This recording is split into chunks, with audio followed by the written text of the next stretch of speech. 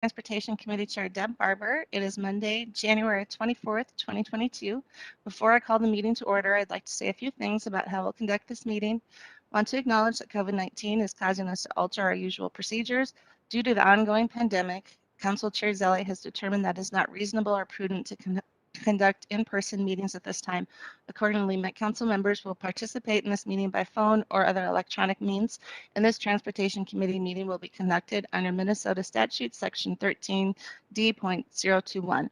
Because we are conducting the meeting electronically, all votes must be taken by roll call. Before we start the meeting, we need to establish whether there is quorum. With that, Jenna, could you call the roll, please? Chambliss. Chambliss? I can see you. I can't hear you.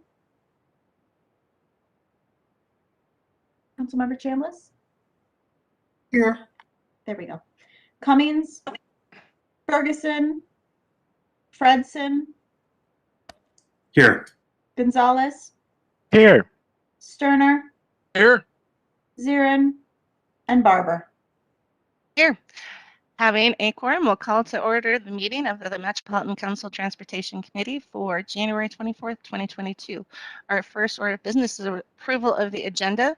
If there are no changes or additions requested by council members, we'll look real quick.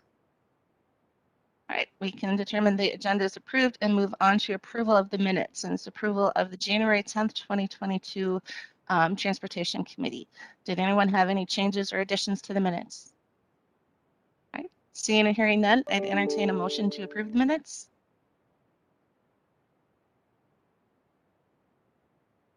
Fredson, move approval. Moved by Fredson. Is there a second? Second by Chambliss. Seconded by Chambliss. Is there any other discussion? Seeing and hearing none, Jenna, could you call the roll, please? Chambliss? Aye. Cummings? Ferguson? Fredson? Aye. Gonzalez? Aye. Sterner? Sterner? Councilmember Sterner, can you try again?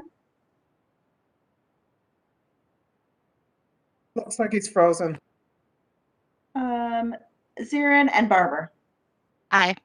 And with that, the minutes are approved. And now we're moving over to employee recognition. So I'm going to turn it over to General Manager Koistra. Thank you, Madam Chair. And most people here may recall that before the transportation meeting became virtual, we took time about once each month to recognize a Metro Transit employee or team doing exemplary work. So we're kind of excited. We're kind of tired of waiting for the pandemic to end, and we're excited to bring this back this year to the virtual meetings. The recognition focuses on employees who have gone above and beyond their duties in unique ways. And as you might know or recognize, there are so many deserving people here throughout Metro Transit. This is even more true with all the demands that have been placed on staff during this time. Today, we want to recognize the innovation and teamwork that went into our COVID-19 vaccination buses that traveled the state to bring vaccines to some of our hardest to reach populations. Earlier this month, the Commissioner of the Department of Human Services presented us with the DHS Circle of Excellence Award for the vaccine bus partnership with Blue Cross Blue Shield of Minnesota and the Minnesota Department of Health. Behind the scenes, there were many people who helped make this possible. One of them was Transit Supervisor Lance Wallace, who was our lead supervisor on the project. In his role, Lance helped find and schedule operators who could bring the buses to clinics. In many cases, he traveled with the bus to make sure everything went well. Over several months, Lance served as a critical and trusted resource for our partners in this initiative. And in December, Lance celebrated his 17-year anniversary with Metro Transit. So thank you, Lance, for all your years of service and for representing us so well, both here in the Twin Cities and across Minnesota, as this was a statewide project. With that, I will turn this over to Lance's manager, Antoinette Brisson, who would like to make a few brief comments as well. Good afternoon. Thank you, West and Transportation Committee, for recognizing Lance.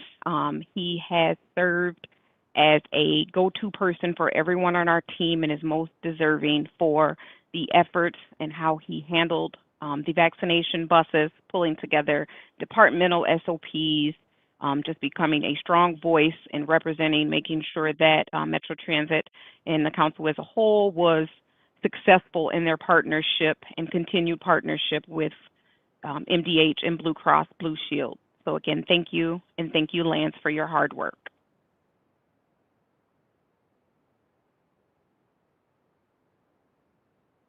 Very good. Thank you. And it's nice to have this back. It's very much appreciated. And thank you, Lance, for all the hard work. That was such an important program. And, we've definitely gotten great feedback, and it was a really good way to provide a great service to the community. And your efforts are very much appreciated. So thank you very much. All right, next we are on to our next item, which is the TAB report. We have Mr. Dugan here who's going to report in the last 2 TAB meetings. So I'm going to turn it over to Peter. Peter, you're on mute. Should know better. There you go. Now, it's only been 2 years of WebEx calls. Good afternoon, Madam Chair, Madam Vice Chair, the Honorable Council members, General Manager Koistra, Director Carlson, and Jenna, thank you as always for what you do behind the scenes. Mr. Koistra, congratulations on that award. It's quite an achievement. Many of the December action and information items were presented to you on January 10th, at your January 10th meeting. The action and information items from the TAB meeting of last week will be presented today. You will see some of them in the consent items, and also Heidi Schallberg will be presenting in item 4, the safety performance measure targets. And then Tony Fisher and Brendan Jordan from Great Plains will be presenting as an information item, the electric vehicle planning study results. So we will focus on agency updates. MnDOT from December, there was a Transportation Alliance hosted workshop on the infrastructure bill. And they made most point of fatalities along our roadways. In 2021, fatalities caused by speed statewide were 33%, an increase of 34% from the previous years. In the metro, 43% of the crashes resulted in fatalities, with an increase from prior year of 75%. Statewide, pedestrian fatalities increased 29%, 95% in the metro, 95% occurred in the metro. 95% increase in the metro. And for motorcycles, statewide increase was 5%, in the metro, 54%. As you know, the MPCA report referred to the governor's subcabinet on climate that is drafting a climate action plan in the next, currently, it will be finalized by mid-year. As you know, you are one of the Met Council, you folks are one of the prime organizations in the climate subcabinet, and with its goal of reducing greenhouse gases and achieving 100% clean energy by 2050. From the MAC, this again, mainly for your constituents, highly recommended to use the pre-authorized parking to guarantee a spot. All you need to go is to the MSP website and search parking. For December, the travel was 80% of 2019, the last, quote, normal year. In January, it was determined that the operating revenue for 2021 was only down 10.6%. Concessions are now open at 83% level, some full and some part-time. The walk-in COVID testing has been so successful that it caused traffic backups. Now an appointment is required.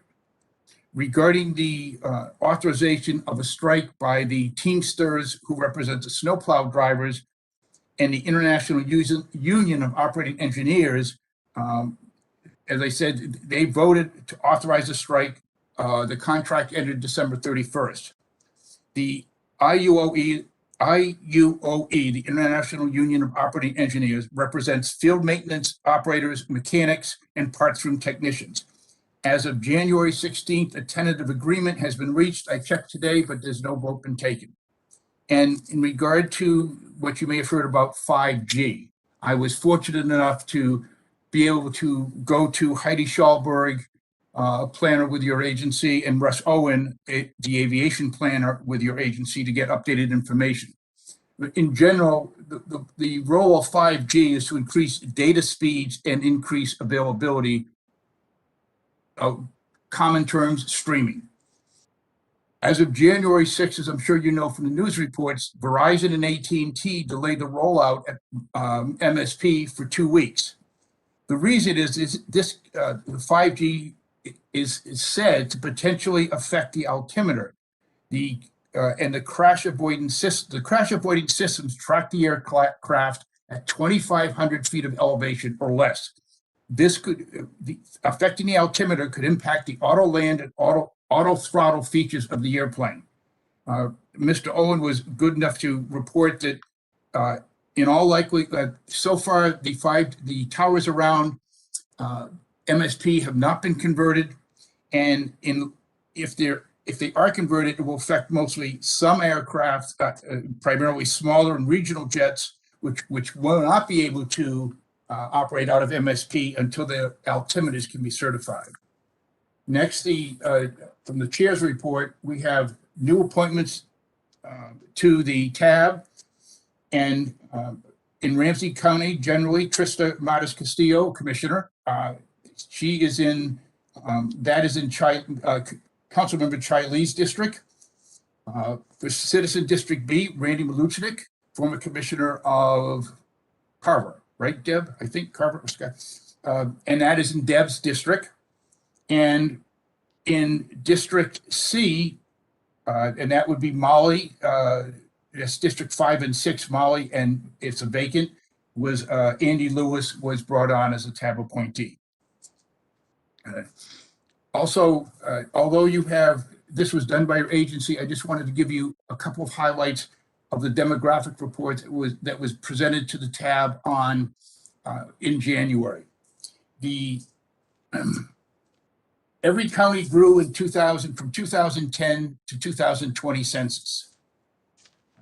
The metro region, the 7-county, is home to 55% of Minnesota's residents, and it had 78% of the state's growth from 210 to 220. By way of context, in the 1990s, from 1990 to 2000, 358,000 people were added to the metro. The 2000s, 207, and the 2010s, 20s, 313,000. All areas showed an increase in diversity, particularly among the BIPOC population. Also in December, there was an update, from the Sustainable Transportation Advisory Council, which is administered by MnDOT, and as you know, reports to MnDOT Commissioner to help achieve the transition of Minnesota to low carbon transportation system. The strategies involve vehicle type fuel system operations, which is easy pass and transit, vehicle mile transit.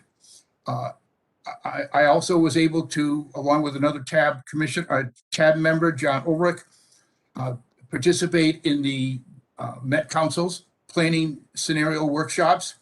Council Member Vento and I were on the same workshop, and I believe Council Member Fredson was also participating, and this is very much backed by our chair, Deb Barber. And I'm not sure if Mr. Ferguson is on the call, but I wanted to wish him good luck and goodbye. So that's it, Madam Chair. Thank you. Thank you, Peter.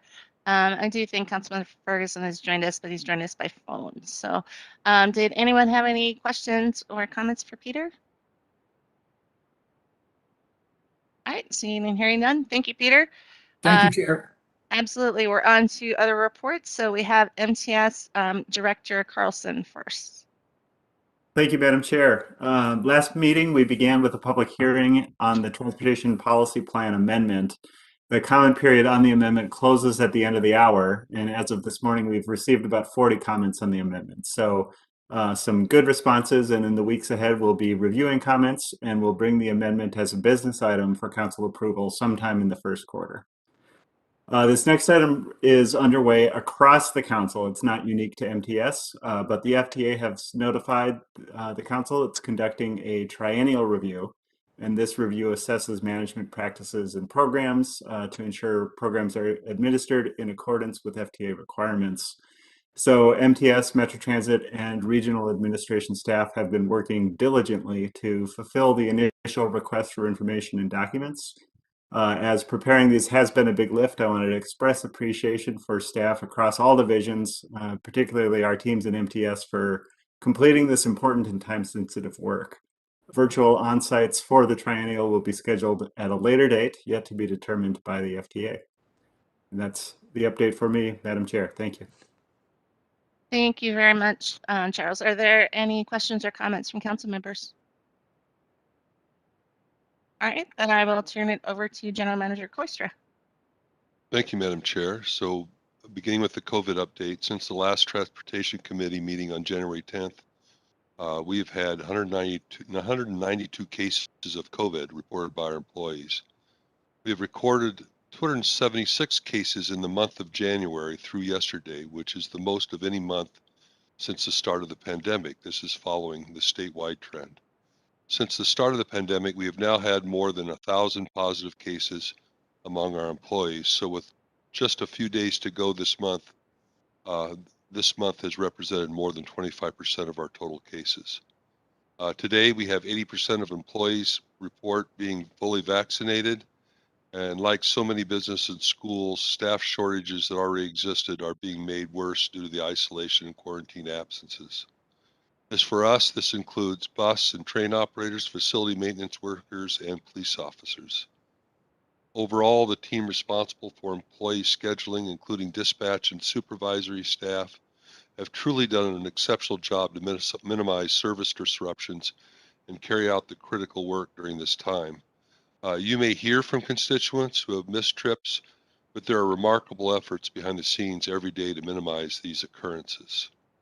So continuing with the operator update, bus operator staffing levels continue to be about 20 full-time and part-time weekday operators below our ideal levels for our service plans. And this is without taking into account the impacts of the COVID-related absences. On the bright side, bus operator hiring events were again held on January 15th and January 19th. And from these events, 28 applicants passed the initial screening and interview phase. Candidates who have a CDL or CDL permit will be fast-tracked to a background review before joining one of our new hire classes. We will offer other candidates assistance to complete their CDL permit work so they can join our team as soon as possible. We have multiple hiring events planned for each month through the spring. And then finally, I just want to recognize the work of our facilities maintenance staff with all the snow that is falling in very cold weather. When you are out shoveling your sidewalks and driveways, please keep the enormous task of snow removal on our system in your minds. So really appreciate that work. The snow seems to never end. Thank you, Wes. Any questions or comments? I will just echo the thank you to all of the people out keeping our bus stops and stations clear, because it's been a lot of snow and it's been very cold. So we're very appreciative of their work. So if there's nothing else, we'll move on to our business items. The first item is the consent agenda. There are 9 items on consent tonight. I'd entertain a motion to approve the items on consent. Moved by Ferguson. It's moved by Ferguson. Is there a second?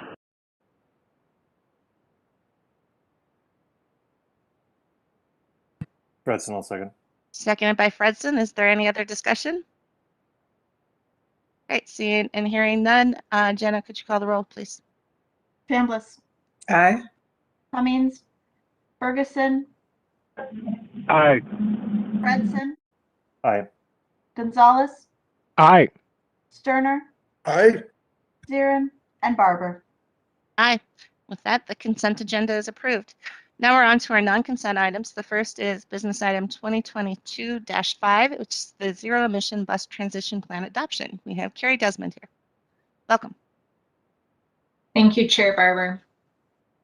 My name is Carrie Desmond. I'm a principal engineer in engineering and facilities for Metro Transit, focused on electric bus infrastructure. So today I'm going to talk through business item 2022-05, which is adoption of the Zero Emission Bus Transition Plan. Zero Emission Bus Transition Plan is a framework to identify how Metro Transit will continue planning for a transition to a zero emission bus fleet, including battery electric buses. An information item detailing the project process and findings was presented to Committee of the Whole on January 5th, 2022. 3 guiding principles and 6 supporting actions were established as the framework for the transition plan and for use in defining the definition of a successful transition to zero emission buses. The guiding principles are technical viability, equity and environmental justice, and fiscal impact. The Zero Emission Bus Transition Plan establishes a short-term target for Metro Transit of at least 20% of 40-foot bus replacements procured to be battery electric between 2022 and 2027.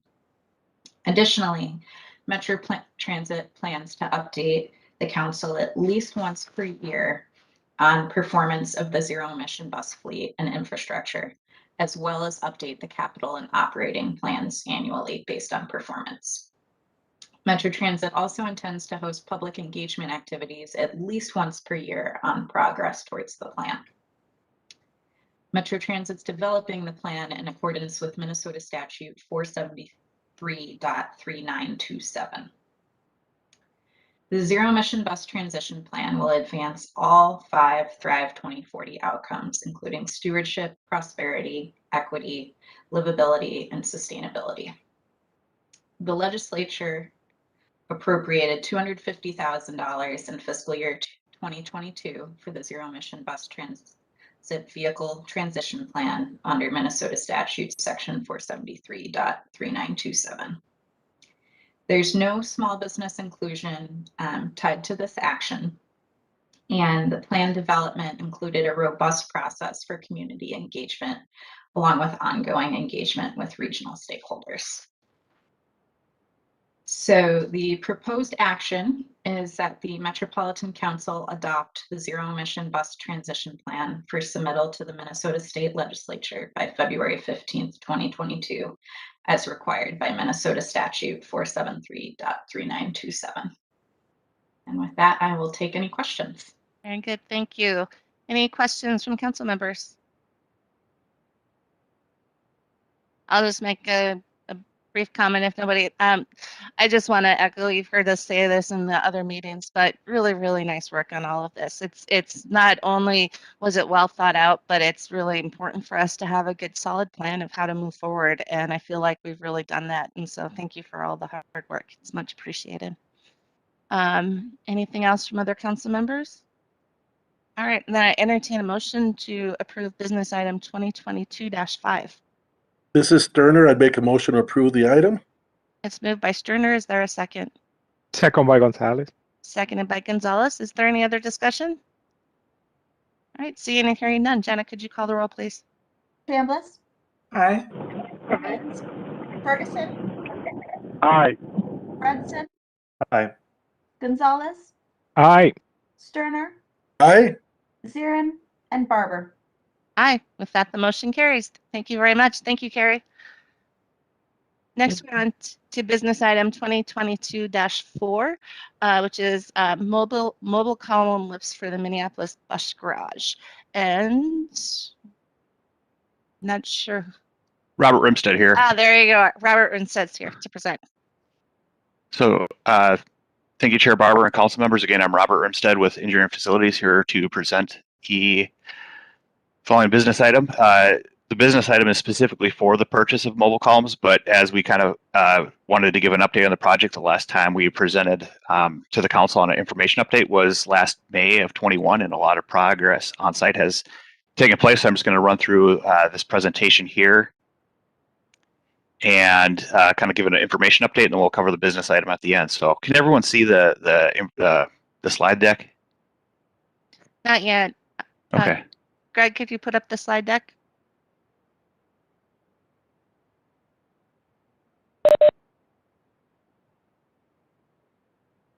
Oh.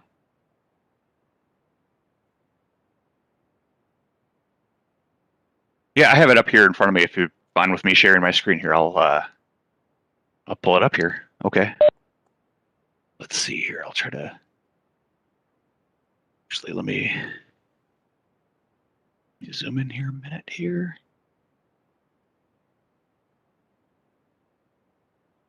All right, so let me know once people can see this. Wait, nope, almost there. Forgot the extra share button. That's all right. There you go. We got it here. No problem. Thought I had it ready to go here. So I'm going to scroll down here again. Here's the second slide here. So this is just general information, just to remind everybody about the facts for the project. It's a 2-level facility. The level 1 being revenue processing, some admin space, and parking for staff. And the level 2 is the main function of the garage. And here's some of the parking spaces and the maintenance functions here, and the general design parameter for the quantity of buses that can fit in there. As far as a project schedule, we just kind of zoomed in here, this presentation here, just to kind of show where we're at, where we're getting closer, showing some of the construction milestones up here at the top, where we're at substantial completion for two different portions, and then the final completion towards the end of December. Then the implementation milestones to allow us to start moving into the building, testing out systems, and the plan for starting revenue service in March of 2023. So again, just trying to capture some pictures of this project for everybody to be able to see. We're going to start here with the exterior first. So this is about where the last time we presented the precast system of the building was still being installed in June of 21, and then just some shots around the perimeter of the building just to see how far those exterior finishes are coming along around the building here. And then the roof for the building, again in June, they're still getting insulation materials up on the roof, and progress just continued throughout October into August and December, and the roofing is coming along. They've pulled off the site for the winter for right now, and then as the temperatures, they'll finish it off in the spring. The last remaining areas is mainly over the bus parking area, but they got the areas completed over where a lot of the interior mechanical and other systems work will go into the building. Down to the street level parking in June here. This is what it looked like, and then they were able to get the first layer of asphalt down in October. And you can see the progress here going throughout. On the bus storage area, again, last June, they were on top of the precast, putting on the waterproofing insulation and vapor barriers, and then just continuous pours of the floor throughout the year. And then getting ready for a lot of these, the mechanical and the piping work to go in here right now.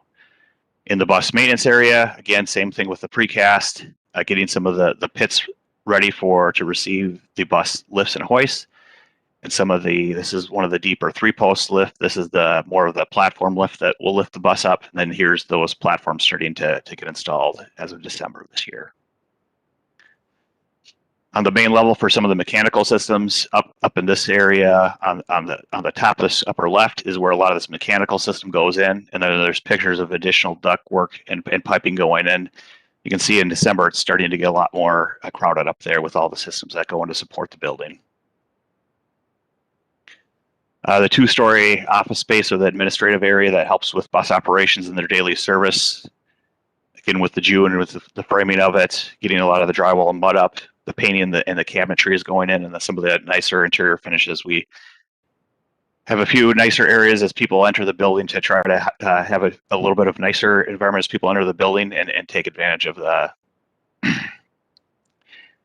having a nice bright lit space for everybody to come into the site, the building. The total budget for the funding, we remain on track with the project. We continue to increase the construction contract as change orders occur, and then reduce the contingency as we go through the project. And as far as the DBE participation, the goal for the project was 15%. The commitment was 15.4%, and both for the construction and the ITL, they are on track to meet those goals. And so here now we get into the business item for the mobile comms for the bus garage. And so the mobile comms will go, it's a total of 7 sets for 7 different maintenance bays. And so here's a picture on the upper piece of the mobile comms and how they actually lift the bus. They're wireless columns that do communicate with each other to be able to then lift up the bus all at the same time. They're able to lift them quickly and efficiently, and they have a good locking system to keep it in place. So here's another picture again where the flat work areas that these mobile comms will be installed in the bus garage. And so with that, the proposed action is for the Metropolitan Council to authorize the regional administrator to execute the purposes of the mobile comm lifts utilizing the state contract in the amount not to exceed $542,000. So with that, I'll take any questions on the business item or the project overall. Very good. Thank you. Are there any questions from council members? All right. Seeing and hearing none. Jenna, could you call the roll, please? Do we have a motion and a Chair, do you need a second? motion? Did I miss it? Oh, no. Bradson, I'll make the motion to approve the staff recommendation. Sorry. To moving too fast and processing the next thing. All right. So is there a second? Second for Sterner. Seconded by Sterner. All right. I'm happy to say that's the first time I've done that during the pandemic. So that's pretty good. All right. With that, is there any other discussion? All right, Jenna, could you call the roll, please? Of course. Chambliss, Aye. Cummings, Ferguson, Aye. Fredson, Aye. Gonzalez, Aye. Sterner, Aye. Zirin, and Barber. Aye. With that, the motion carries. Thank you, Robert. Thank you. Next, we are on to business item 2022-15. It's the Metro Blue Line Extension Master Funding Agreement, and we have Nick Landwehr here. Good afternoon, Chair and council members. My name is Nick Landwehr, and I'm here to present business item 2022-15. And the proposed action for this business item is that the council authorize the regional administrator to negotiate and execute a master funding agreement number 21I-032 with Hennepin County for the Metro Blue Line Extension Light Rail Transit Project. So the background of this is that this is a reciprocal master funding agreement that provides a method to transfer the funds back and forth between the council and the county for reimbursement of professional and construction services, and to provide a method to transfer the funds from the county to the council for activities related to the project. This MFA also identifies required federal and state and local clauses, provisions, and procedures that will govern subsequent subordinate funding agreements that will be under this MFA, and it establishes the ability to enter into subsequent SFAs with the county. The SFAs are work order agreements that define the scope of work and authorize the use of funds from the project or from the county to the project, and establish schedules and govern the transfer of funds between the county and the council.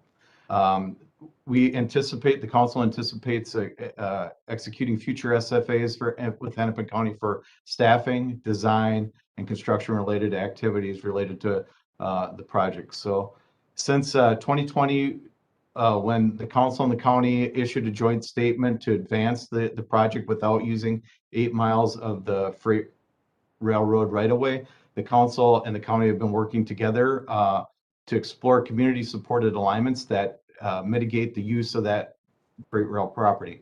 The project anticipates that and recommending a community supported route this coming March 2022, which will trigger the resumption of environmental activities, design, and engineering activities for the project. And this MFA will be necessary to support those activities and to advance the project. And so the rationale for this MFA is to provide that ability for the council to compensate the county for the use of its technical and professional staff working on the project, and to transfer funds from the county to the council for expenses and activities related to the project. So in the Thrive lens, this is an investment in a high quality transportation option that advances the Thrive outcome of prosperity by providing new and improved access to economic and personal opportunity throughout the project corridor, and increasing the available workforce with affordable and convenient transportation. It increases access to financial opportunities, educational opportunities, and health services, and that are a key outcome of implementing the project and advancing the Thrive outcome of livability. The project advances equity by investing in high quality, fast, and frequent transit service, and roughly half of the corridor population identified within this corridor are Black, Indigenous, or people of color. And there are approximately 8,200, or about 14% zero car households along this corridor, and nearly 15% of the households are living below the poverty level. And funding for this MFA, there are no funding impacts associated with the authorization of this MFA. It's the future SFAs will authorize the use of funds for the project activities within the framework set by the MFA. So with that, Chair, if there are any questions. Thank you. Any questions from council members? Okay. See, oh, Councilmember Chambliss. Yes, I don't have a question, just a comment that I like the fact that we are cooperatively advancing the financial administrative process for kickstarting the Blue Line extension. So, you know, this is where it starts to get real, and looking forward to approving the next steps. Thank you. Any additional questions or comments? All right, seeing and hearing none, I'd entertain a motion to approve business item 2022-15. I'd like to make a motion to approve this business item. It's moved by Chambliss. Is there a second? Fredson, I'll second. Seconded by Fredson. Is there any other discussion? Seeing and hearing none, Jenna, could you call the roll, please? Chambliss, Aye. Cummings, Ferguson, Aye. Fredson, Aye. Gonzalez, Aye. Sterner, Aye. Zieren, and Barber. Aye. With that, the motion carries. All right, thank you, Nick. Next, we're on to business item number 2022-21, which is the 2022 Safety Performance Measure Targets. And we have Heidi Schallberg here to present. Thank you, Chair Barber and members. I'm also co-presenting today with Judd Hansen, our planner. You may remember him last year when he was here as our intern working with us all this time, and we're pleased that he is now in a permanent position with us on staff in MTS. So Judd will actually kick it off, and then I will jump back in about halfway through. Perfect. Welcome, Jed. Thank you, Chair Barber and members of the committee. I will be covering our federal requirements for target setting and briefly cover the target setting methodology, and then Heidi will discuss our actual safety performance and related planning work. Next slide, please. Okay, the Metropolitan Council is required to set safety targets under the Federal Highway Administration Safety Performance Final Rule. The targets have a handful of purposes, most importantly to inform the ways we can reduce fatal and serious injuries through our planning and programming processes. Both State Department of Transportation and MPOs establish targets for 5 measures, and metropolitan planning organizations may establish targets through a quantifiable method that's specific to their planning area, or agree to adopt State Department of Transportation targets. State DOT targets are assessed annually for significant progress, and the Federal Highway may adjust their Highway Safety Improvement Program allocation based on that progress. However, MPOs are not assessed or penalized by Federal Highway for failing to meet targets. Next slide, please. In 2021, the Council adopted targets that decreased steadily from a baseline to 0. The 2020 targets were held over into 2021 with the understanding that future year targets would reduce on a straight line to reach the region's share of 2025 goals in the Minnesota Strategic Highway Safety Plan. The statewide goal is no more than 225 deaths and 980 serious injuries by 2025. This method was developed through peer region research and with feedback from an ad hoc safety targets work group. This target setting method is aggressive compared to most peer MPOs. However, these are targets for measuring our performance. Ultimately, our ability to achieve these targets is determined by our funding and programming processes to reach these outcomes. Next slide, please. There is no public comment period in target adoption, though targets get integrated into the Transportation Improvement Program. When the TIP was out for public comment this fall, we received 9 comments on the 2021 targets requesting lower safety targets or adoption of a Vision Zero approach to safety planning. Some of the notable comments called the targets appalling, abhorrent, disappointing, and mortifying. There's also a social media thread regarding the targets that gained significant engagement. Next slide, please. This slide shows the proposed targets under this methodology. The first row shows the adopted targets from 2021, which we will revisit shortly when Heidi covers preliminary performance from last year. The second row highlighted in gray indicates the targets recommended by the tab as outlined in the action item for discussion today. The recommended targets for 2022 are 98 fatalities, which is a third fatality per 100 million vehicle miles traveled, 669 serious injuries, which is 2.25 serious injuries per 100 million vehicle miles traveled, and 164 pedestrian and bicycle fatalities and serious injuries. The following rows in the table illustrate how this target setting methodology reduces targets over time. These are provided for your information. The council and its committees will still be asked to consider targets annually. The 2025 row represents the region's share of the state's 2025 goal as outlined in the Strategic Highway Safety Plan. Chair, that concludes my portion, and Heidi will cover our performance and related planning work. Thanks, Jed. Next slide, please. So the next 3 slides are showing, as Jed mentioned, we just wanted to take this target setting opportunity as a chance to review our actual performance each year in comparison to what we've set as targets. So the next 3 slides show the actual numbers compared to the targets that we have set since this process began with 2018 numbers. So on this particular slide, this one shows all fatalities. The top line, the blue line, is the actual numbers each year, and the bottom line, the green line, are the targets that we've set. And then as Jed mentioned, the last 3 years of those are assuming we would continue the same methodology to show that progression. So with this year, with preliminary numbers that we have for 2021 to date, we are still in a preliminary reporting period for these, as these are still being adjusted. For the 7-county region, we're going in a disturbing wrong trend with 184 people who died on our roadways in our region compared to the target of 106. So you can see from the previous slides, we had been in previous few years decreasing slightly. I do want to put it in the context that we are not in isolation in this. This is a national trend that we're seeing across the country with this year. And the US DOT is working on a national roadway safety strategy that they expect to release yet later this month.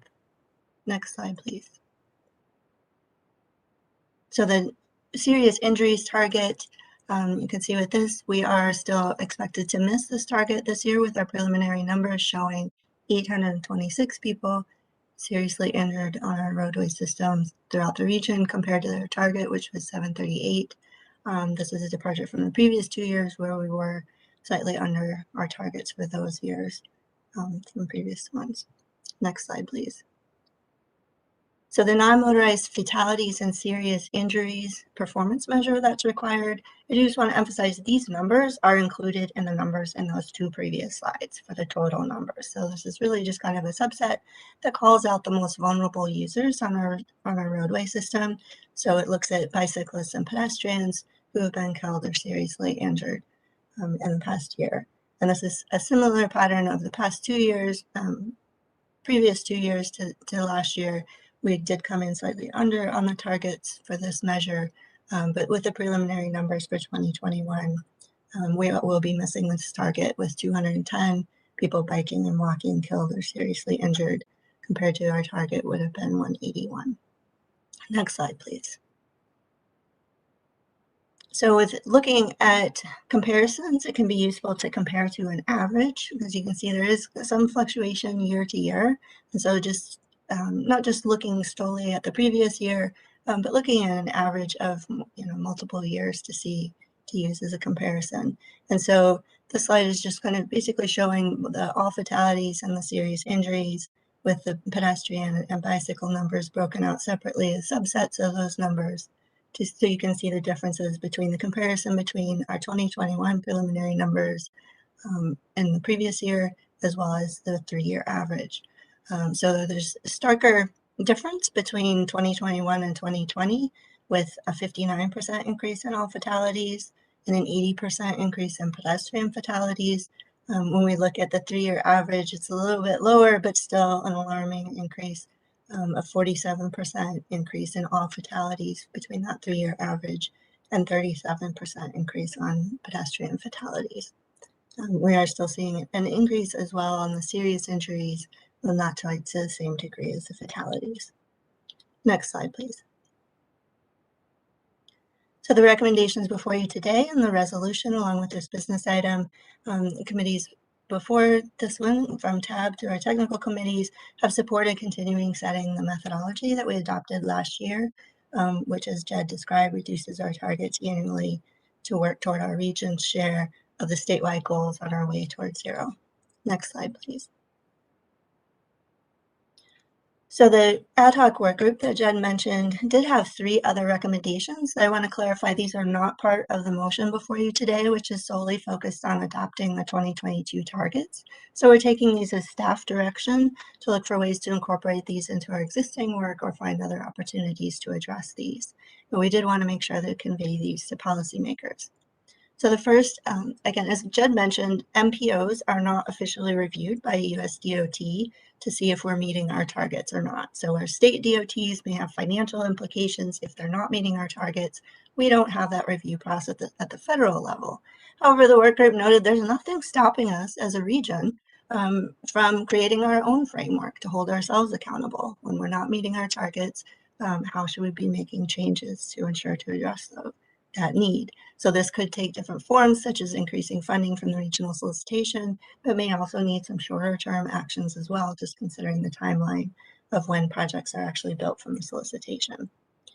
The second one was that the region really does need to have a discussion about our different policy goals, the investments for those, and the trade-offs that happen between those goals, so they can better communicate priorities and where safety is within those.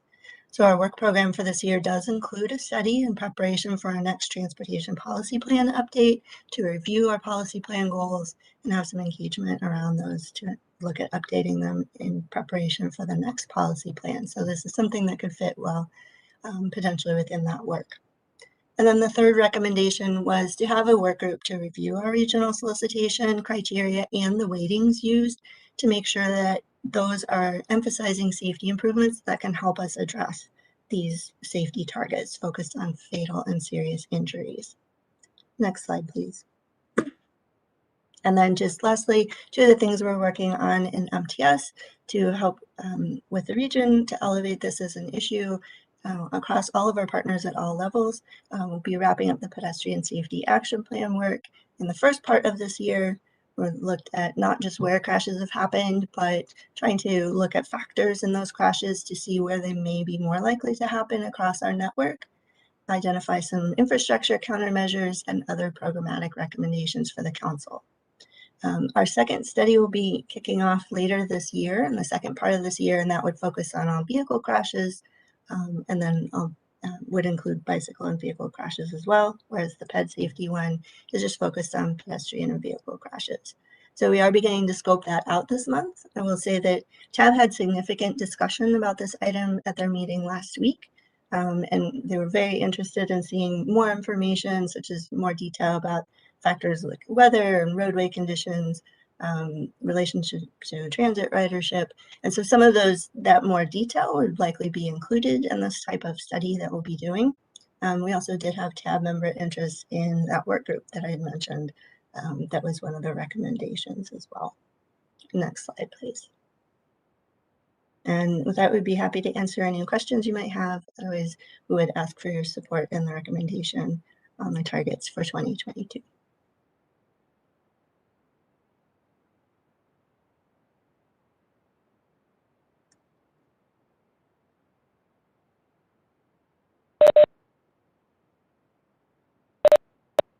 Sorry, are there any questions from council members? Councilmember Chambliss. Yes. So this recommended work group, would that include MnDOT? Did I miss that part? Madam Chair and members, the work group for the regional solicitation. I would say on safety, we closely work with MnDOT. MnDOT is one of our routine partners. And so we would be highly unlikely to have any meaningful safety conversations without probably multiple offices at MnDOT involved. Okay. All right. Any additional questions or comments? All right, because it wasn't on the slide deck, I'll read the proposed action that the Metropolitan Council adopt Resolution 2022-02, setting 2022 targets for safety performance measures for the metropolitan planning area. If there are no other questions, I'd entertain a motion to approve business item number 2022-21.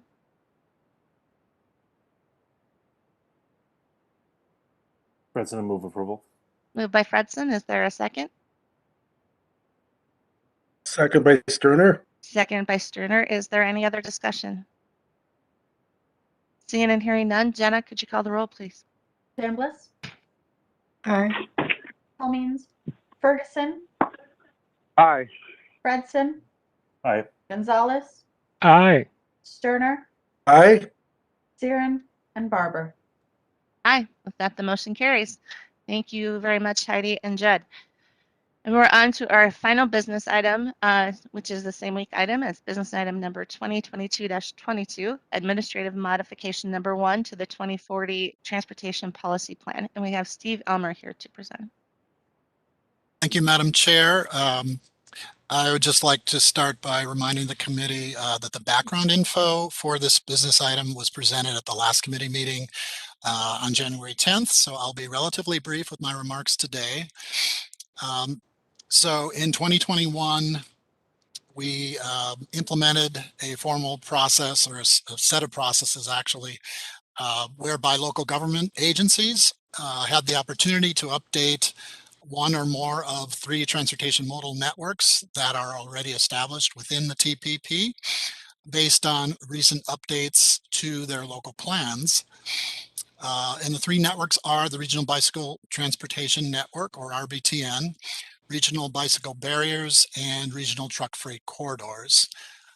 All 3 of these networks are used as one in a series of criteria for selecting projects for federal funding through the regional solicitation. And now, just to be clear about what is and what is not included in an administrative modification, I just wanted to take a moment to contrast it to the more formal policy plan amendment process. So an administrative modification is a minor revision to the long-range transportation plan that does not change the list of funded projects or make major changes to the funded projects in the TPP. And due to these characteristics, the administrative modification does not have the following requirements, which are required for a full plan amendment. So the modification does not require a reassessment of fiscal constraint, does not require a new determination of conformity to air quality standards, nor does it require an official public process for review and comment. So those are the significant differences between those 2. And the purpose of this administrative modification is to incorporate these recent network updates into the 2040 Transportation Policy Plan. And as indicated in the maps that are documented in Attachment 1, the Administrative Modification Report. And also, these were changes that were previously approved by the Transportation Advisory Board for the 2022 regional solicitation. And though not required, there was provided a public review period by which the public could comment on the RBTN and regional bicycle barriers updates.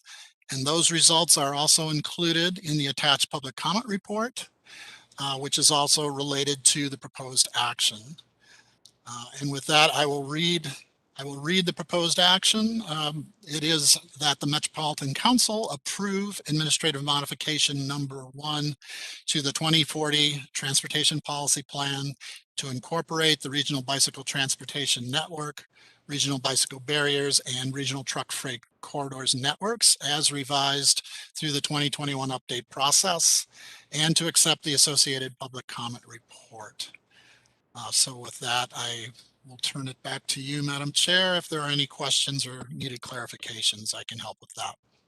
Thank you very much. Are there any questions or comments from council members? All right, seeing and hearing none, I would entertain a motion to approve business item 2022-22. Same.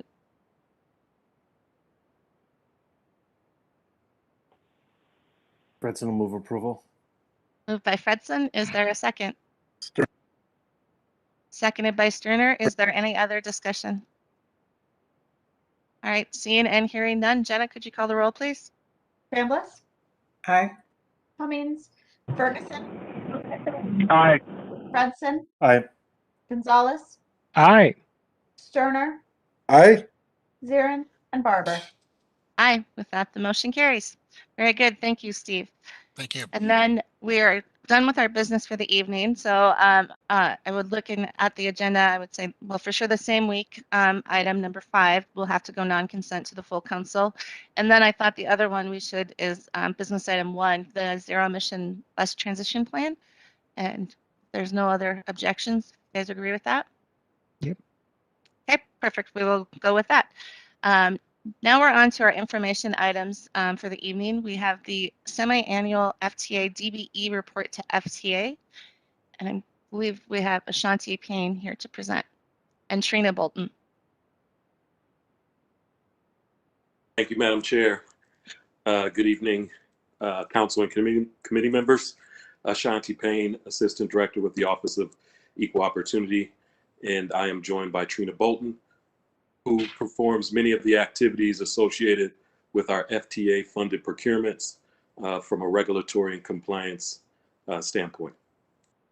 We're here this evening to present our semi-annual results for our FTA DBE report. And I will just say that our report is due to be submitted into FTA's asset management system by December 15th of each year. And we exceeded or got that report submitted on time early. Also, if we are short of our goal, we are required to complete a shortfall analysis, and I'm pleased to say that we are not required to do that this year. This is one of several or many tools that we have to ensure a level playing field and maximize participation from our certified businesses, and is singular to our FTA funded activities. With that, I will turn it over to Trina Bolton.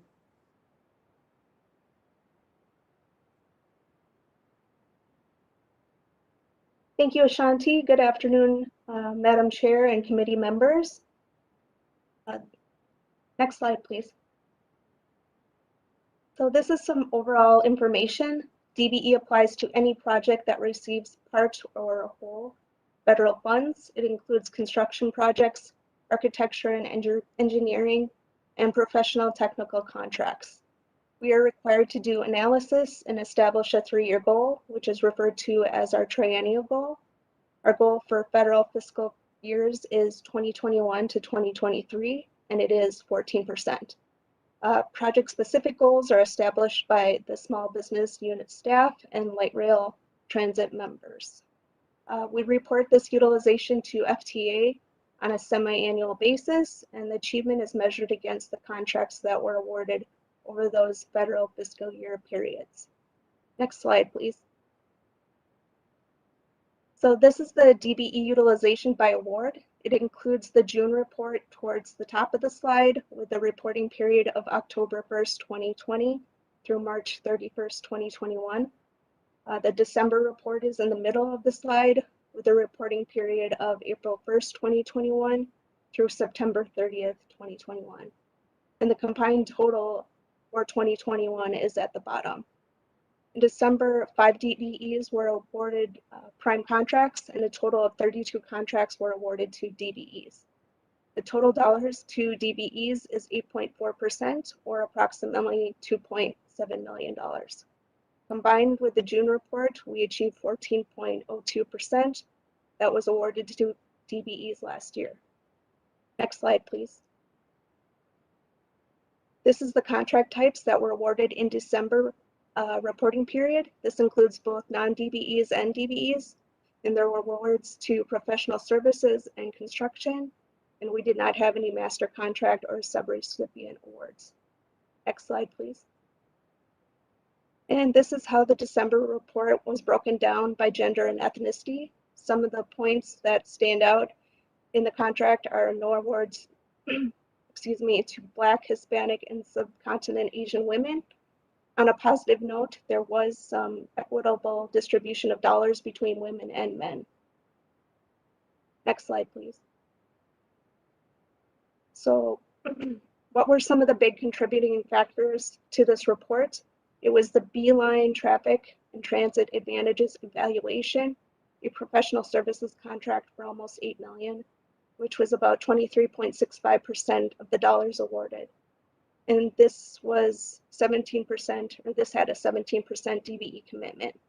The other was the Blue Line Enhancement Phase 2A construction contract for about $12 million, which was about 36.34% of the dollars awarded. And there was a DBE commitment of 3%. Unfortunately, we do not have a lot of DBEs that do rail work, and this is where a lot of opportunity is within the council, is this type of rail work. So next slide, please. This is a breakdown of DBEs in our directory. As you see, there's a 1,190 DBEs, and you can break them down by metro district, greater Minnesota, and because the DBE program is federal, we have DBEs that participate in the program from states outside Minnesota. Those are considered interstate firms. There were 48 contracts awarded to DBEs for the year, accounting for over $8.2 million. Next slide, please. And there were some successes. Again, 5 DBEs were awarded prime contracts, which was an increase from 1 on the June report.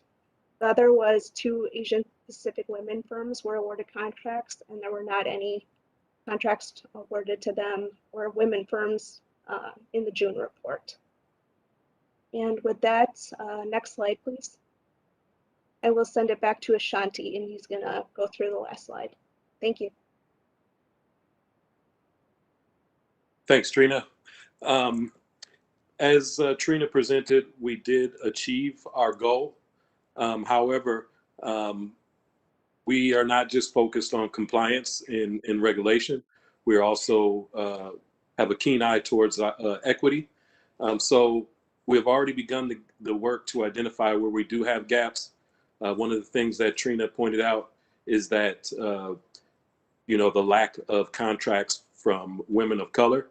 One of the things that we are doing on February 1st, we have partnered with some of our other Minnesota Unified Certification partners, MnDOT, MAC, City of Minneapolis, to put on a mentor protege event that has a focus and intent with businesses and construction firms owned by women of color. There are also, this slide just lays out some of the other strategies and things that we will be engaging with to achieve our goals around equity, and also continue to meet our regulatory and compliance functions as well. So I won't go through all of these, but the work is begun, and we will hope to see the fruits of that labor over this next period. And with that, we will pause for any questions.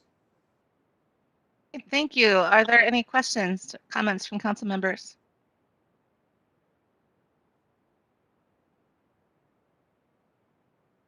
Councilmember Chambliss.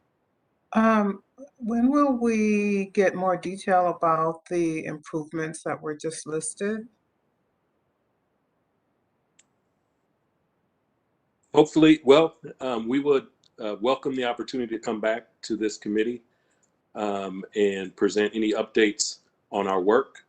We have a strategic plan that has been led by our engagement and development unit, so we can use that to right, track our progress towards our goals. So whatever schedule, whether it be quarterly, we can come back and present results on progress that we're making in those areas. So we would definitely welcome that. Does it make sense to, if you report in June and December on these numbers, to kind of just extend that presentation to add that information maybe to start? Thank you, Madam Chair, committee members. Yes, that makes sense, and we will plan on having that as part of our presentation sometime after June. Perfect, thank you. Any additional questions or comments from council members? All right, I'm just going to say then thank you to Ashanti and Trina. Thank you for bringing this to the committee tonight.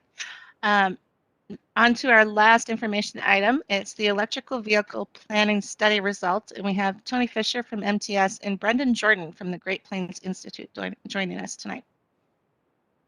Thank you, Chair and committee members. It's nice to be with you today. My name is Tony Fisher. I'm a transportation planner in MTS, and I've been the project manager on the Met Council side for this project. We have with us Brendan Jordan today. He's the Vice President of Transportation and Fuels at the Great Plains Institute, and he'll be presenting. But if you do have any follow-up questions today, please feel free to contact me. The Great Plains Institute is a nonprofit here in Minneapolis that serves the Midwest region. They take on their own projects to clean up the fuel sector, serves us, and they do consulting work for others, such as this project. So with that, I'm happy to turn it over to Brendan.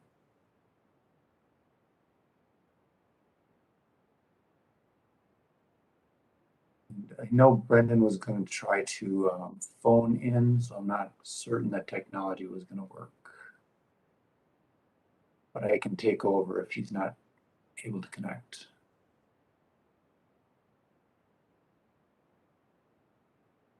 I'm not seeing a phone number right now. Yeah, why don't I Okay. take that then? I would get that PowerPoint up again. Thank you. Next slide. There we go. So I just want to provide a little background on the work we're doing. We were in front of you early last year to preview the intent of the project. And we are here today with some draft strategies that the council can undertake to accelerate electric vehicles with an eye towards reducing climate impacts and improving public health. And then just a bit of on key takeaways, and happy to answer any questions you might have. Next slide, please. So with this study, we wanted to identify those strategies to accelerate EV adoption, again, to reduce greenhouse gas emissions and improve public health. This study can help guide future investments, can help us with our policies and with our the work that we intend to do. We expect that this work can inform the transportation policy plan and other policy proposals. And the final work product is intended to be done May. We're going to finalize our strategies, and there's just a couple of other outstanding tasks to finish before that. Next slide, please. So we want to keep equity in mind with this project, and when we think about that, we think about the harms that our highways cause to nearby neighborhoods from that pollution, and we think about the access to resources to respond to climate change, and how oftentimes low-income and BIPOC communities have fewer resources to respond to those impacts. And the opportunities within electrification include zero tailpipe emissions, first benefiting those communities most harmed by our highways that concentrate that pollution.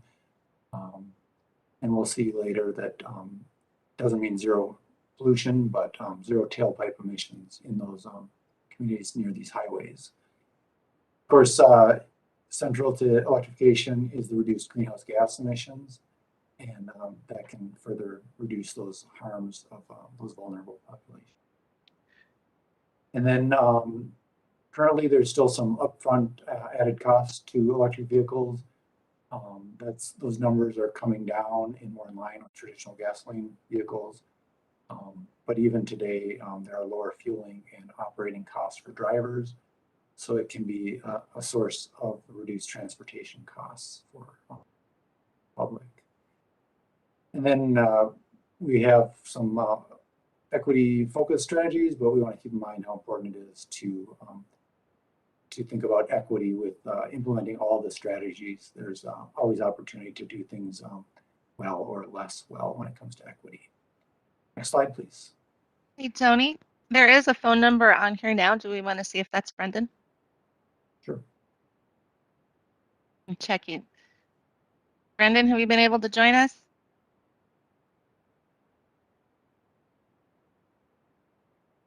No, I must not be. So it's back to you, Tony. Thank you. Yep.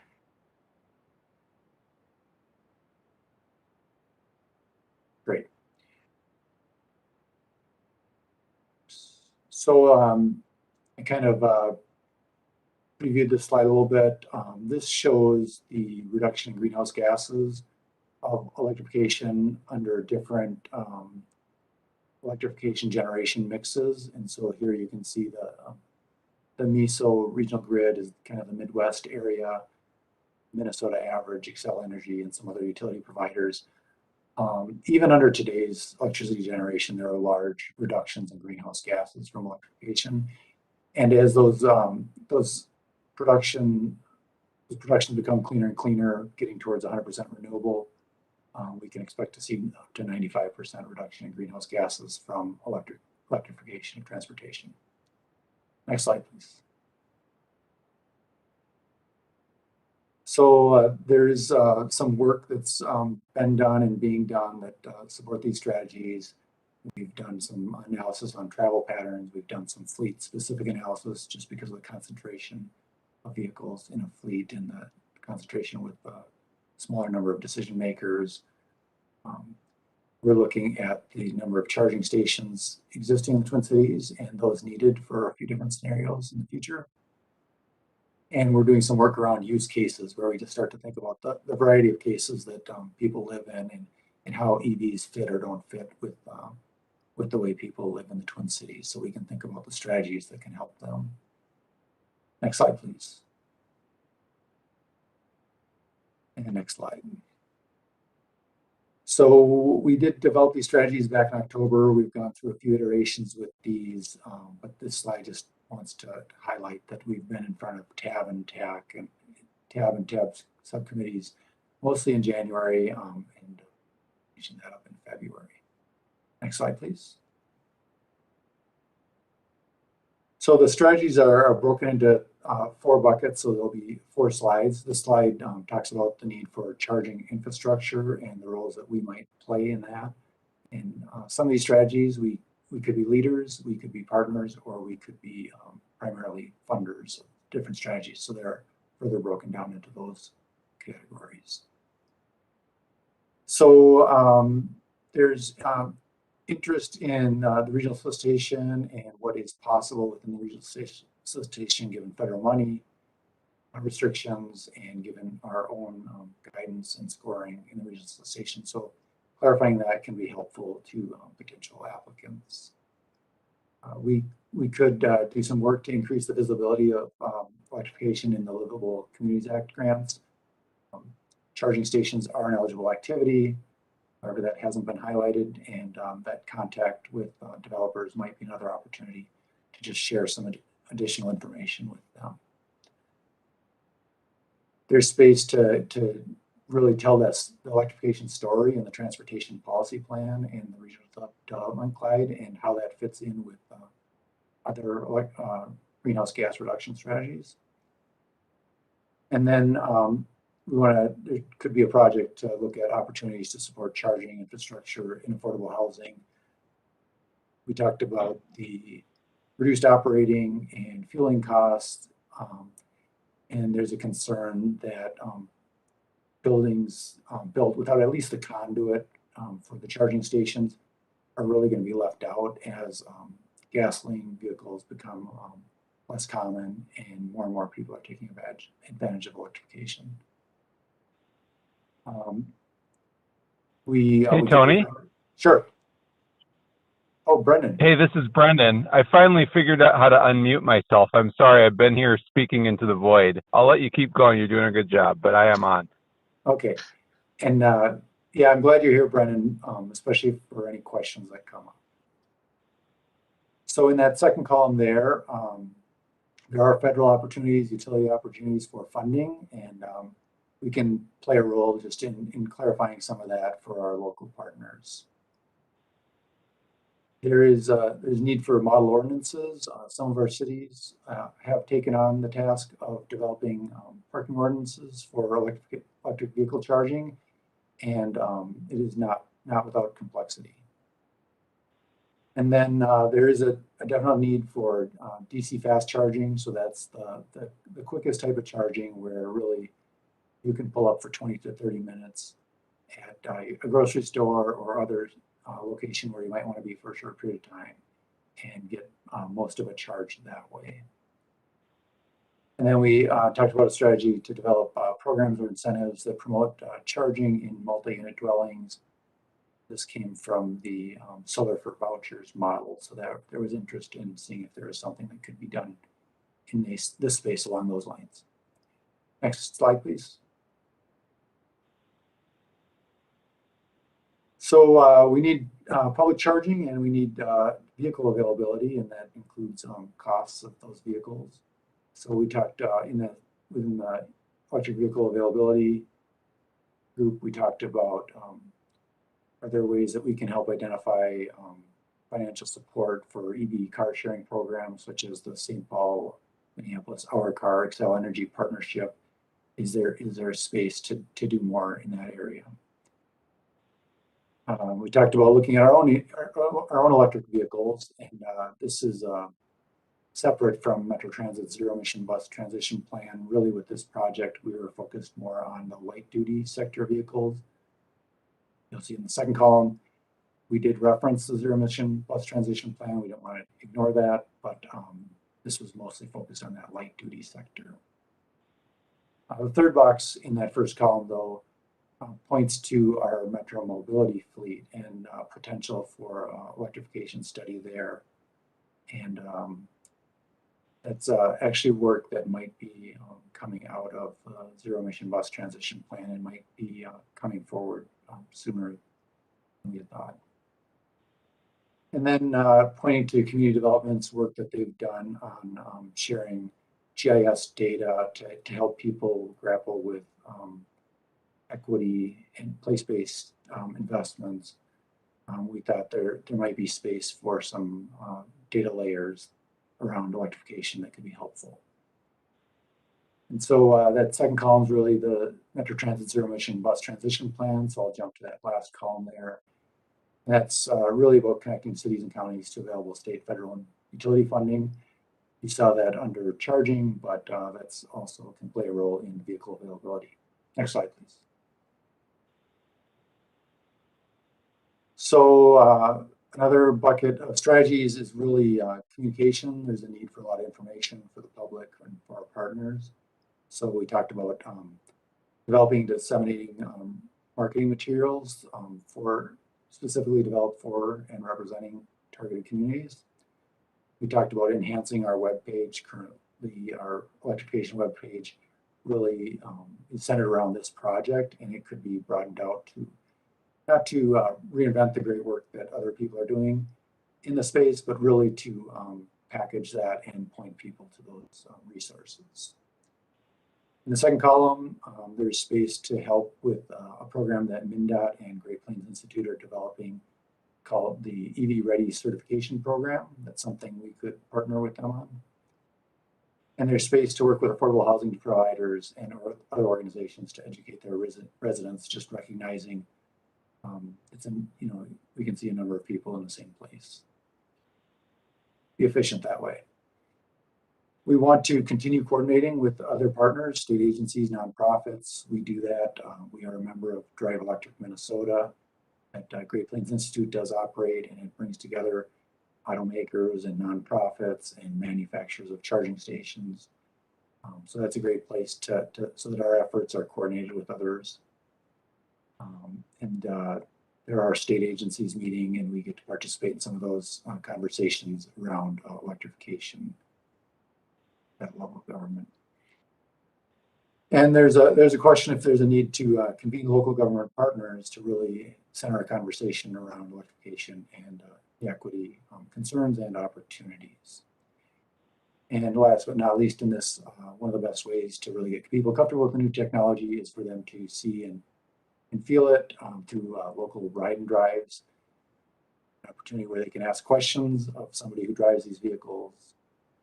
So that's an opportunity that we could play a role in. Next slide, please.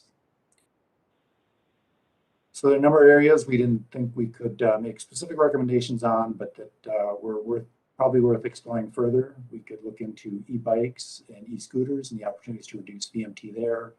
We could look into the potential for e-cargo bikes to reduce VMT.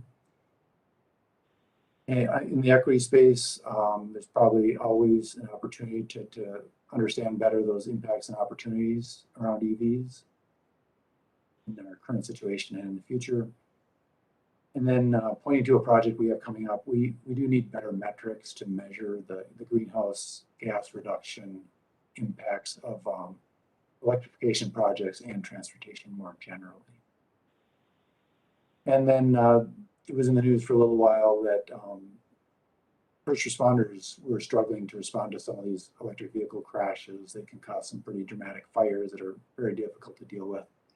And so there might be a project to just inventory the readiness of our local governments to deal with these and try to share some information in that space. And then a question that's come up a few times is the role for counties in charging infrastructure and electrification more generally, facilities, their own right of way, but just understanding what is the boundaries of their potential opportunities, their role. Next slide, please.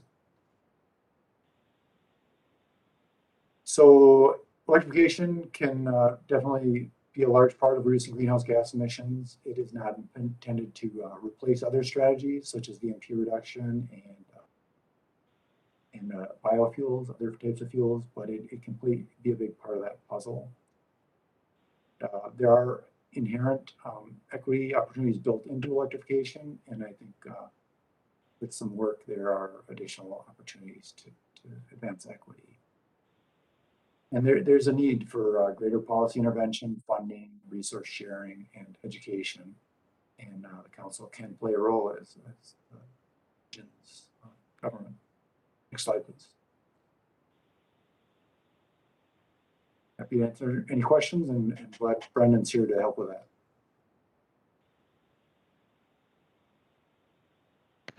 Thank you, Tony. Are there any questions from council members? Councilmember Sterner. Yes, great presentation. I'm excited that it's occurring. My one question was, didn't show any partnership like with small businesses or BIPOC or disadvantaged businesses, but I just see that's like a missing thing. Like if we could work with strip shopping centers and geographically plan where these go in, and even if it's like a supporting of planning or some of the the things that show them what the opportunities are, I think it would be really helpful. But maybe there's some program constraints that I'm not aware of.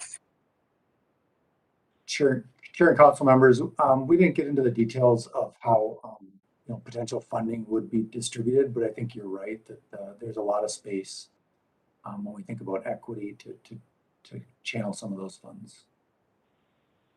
Okay, thanks. Yeah, that would be what I'd see if we can keep looking at small businesses or other businesses. So thank you so much. Appreciate your work. All right. Any additional questions or comments?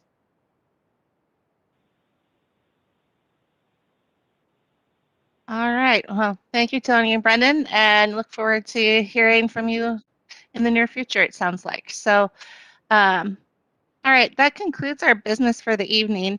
And I did want to, I believe that Councilmember Ferguson had to hop off, and it's kind of a bummer. I wanted to thank him for his service. He's been such a good participant on this committee, and so we will miss him very much. So, but I will make sure to pass that along as well.